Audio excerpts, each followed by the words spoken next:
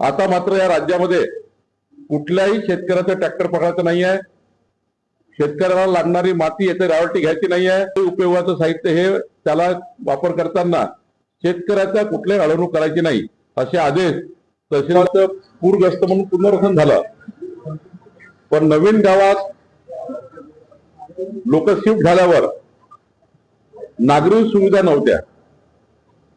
मी माननीय मुख्यमंत्री देवेंद्र फडणवीसजींचं आभार मानतो आणि आमचे आमदार चरण ठाकूरजी यांचेही अभिनंदन करतो.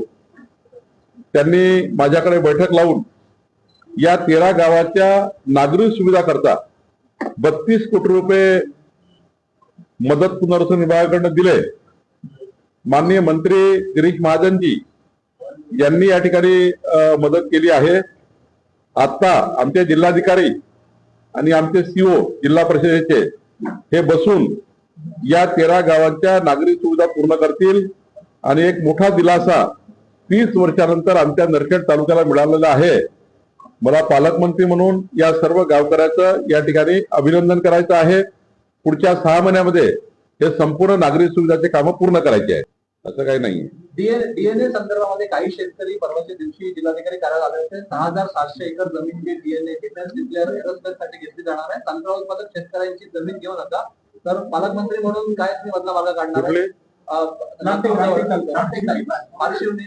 पारशिवनी तालुक्यातल्या शेतकऱ्यांची सुपीक जमीन घेऊ नये असा शेतकऱ्याचा आक्रोश आहे. 3-4 शेतकरी मला भेटलेले आहे.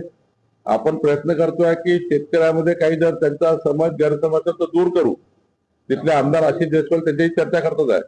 त्या उपर जर शेतकऱ्याचा खूप विरोध असेल आणि सुपीक जमिनी त्या ठिकाणी एमआयडीसी मध्ये जात असेल तर निश्चितपणे यामध्ये आम्ही इंटरव्हेन्शन करू आणि त्यातला काय मार्ग काढता तो काढू. रेती आणि मुरुम आणि मातीवर शेतकऱ्यांना रॉयल्टी लागणार नाही.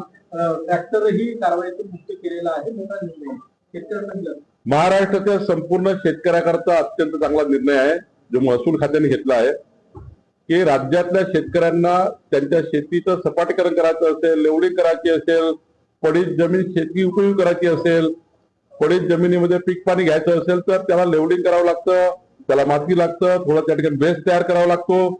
त्याकरता त्यांना माती लागतं आणि मग माती आणली की मग आमचे अधिकारी त्यांच्याकडे रॉयल्टी घेतात, त्यांचे गुन्हे दाखल करतात. आता मात्र या राज्यामध्ये कुठल्याही शेतकऱ्याचं ट्रॅक्टर पकडायचं नाही आहे. शेतकऱ्याला लागणारी माती येथे रॉयल्टी घ्यायची नाही आहे. शेतकऱ्याचं शेतघर असेल त्याच्याकरता रॉयल्टी घ्यायची नाही.